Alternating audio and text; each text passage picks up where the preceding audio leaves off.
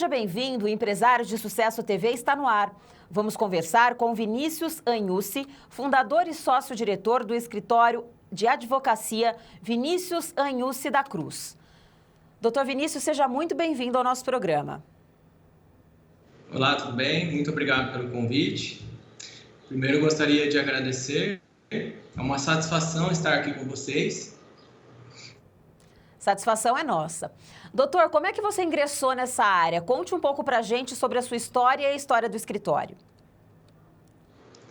Bom, desde a adolescência, eu gostava bastante de ler e também já havia notado a importância das leis na sociedade.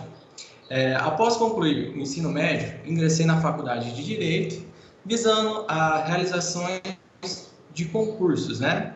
Mas, ao realizar os estágios da faculdade, em um escritório de advocacia, me fez perceber que a minha verdadeira vocação era a de advogar, a qual eu exerço com muita alegria e dedicação.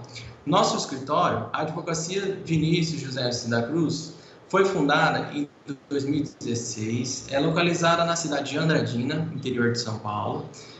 A gente possui maior ênfase de atuação na área trabalhista e previdenciária, no qual possui especialização, mas também atuamos nas outras áreas de direito, tais como penal, civil e direito do consumidor. E com o aumento do uso da tecnologia para se comunicar nesse momento de isolamento, como agir no caso de dados vazados? Olha, de fato, o vazamento de dados é cada vez mais comum, mas o primeiro passo seria manter a calma. O próximo passo seria registrar um boletim de ocorrência relatando o vazamento de dados. Por quê? Com isso, você consegue evitar problemas futuros, se resguardar, como, por exemplo, de uma eventual fraude, né? Além disso, outra dica importante que os especialistas recomendam, né, seriam trocar senhas de e-mails e redes sociais, a fim de manter senhas diferentes para cada tipo de aplicação. Assim fica mais seguro, né? Verificar as alterações concedidas nos aplicativos de celulares. Hoje já existem sites capazes de realizar consultas se houve vazamentos de dados de determinada pessoa ou não, o qual se verifica se senhas de contas ou informações pessoais foram vazadas.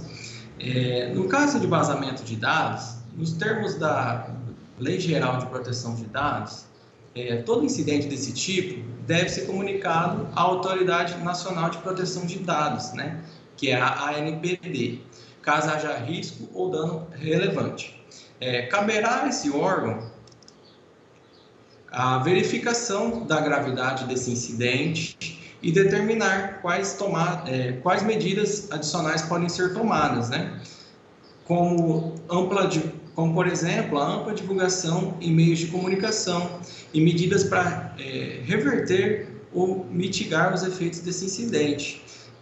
O referido órgão também pode aplicar algumas sanções, tais como advertência, bloqueio de dados pessoais, eliminação de dados pessoais, tornar pública a infração e até mesmo aplicações de multas. Com essa questão da quarentena, quais trabalhos podem ser feitos online?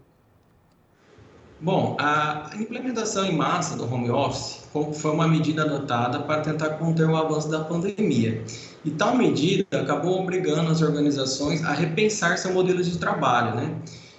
Empresas e profissionais acabaram descobrindo que também é possível até mesmo aumentar a produtividade com a equipe trabalhando em casa, mesmo com todos os desafios tecnológicos e de gestão.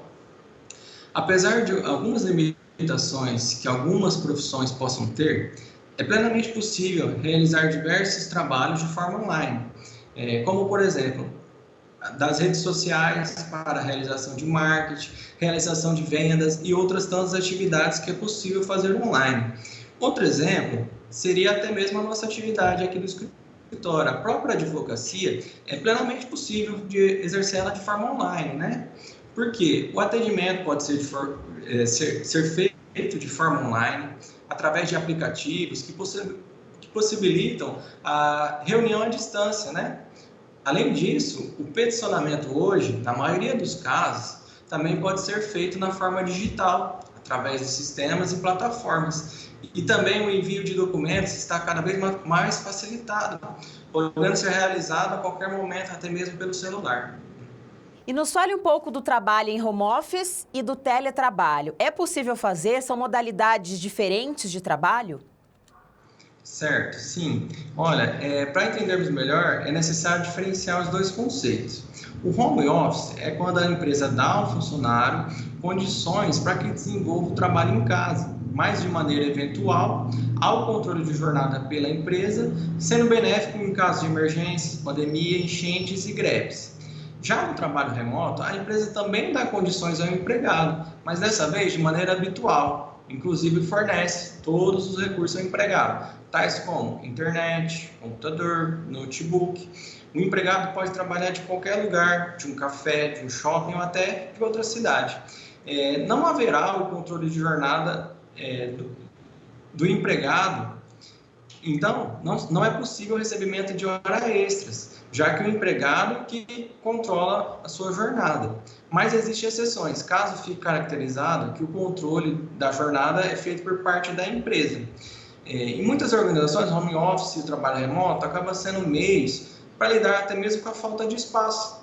E nesse caso foi usado em razão da pandemia. Se as empresas estão sendo obrigadas a serem mais flexíveis em suas operações, isso também acabou refletindo na legislação.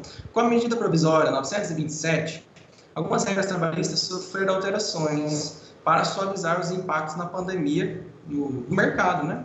E entre essas normas estavam a previsão de adoção de banco de horas em caso de interrupção de atividades, implantação do teletrabalho, sem a necessidade de alteração no contrato de trabalho, além da antecipação de férias, feriados.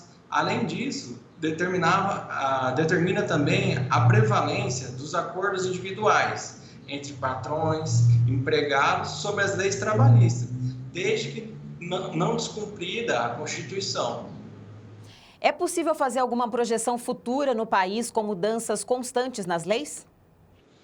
Olha, as mudanças constantes nas leis nem sempre são sinais negativos, pois as leis necessitam de adaptações na medida que a sociedade avança. Como, por exemplo, a utilização da internet, que se tornou cada dia mais essencial.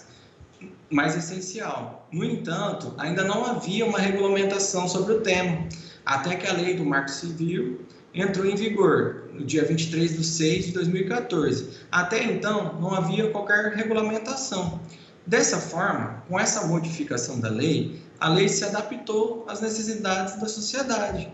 Ou seja, a mudança e adaptações de leis são necessárias, podendo ser até mesmo um sinal de desenvolvimento da sociedade.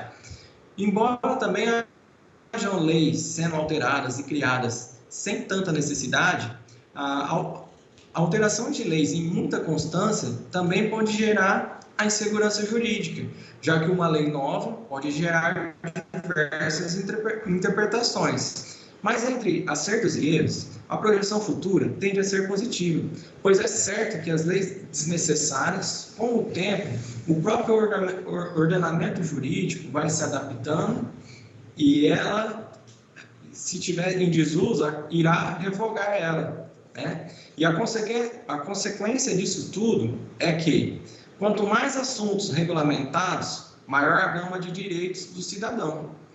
E também a margem de interpretação do aplicador do direito ao analisar cada caso será melhor, seja ele juiz, advogado, serventuário, pois terá como norte a lei determinada, gerando maior segurança jurídica e reduzindo as desigualdades. Claro que tudo isso depende também da criação de leis justas, igualitárias, bem articuladas, sendo que os projetos de leis, na maioria das vezes, são apresentados por políticos, sendo eles deputados, senadores, vereadores, presidente da República, procurador-geral, STF, tribunais superiores e raras às vezes até mesmo por iniciativa popular, cada um com seu procedimento próprio. Assim, a escolha de políticos bem preparados E estar antenado nos seus direitos é vital para ajudar nessa projeção positiva. Vinícius, muito obrigada pela sua participação no nosso programa.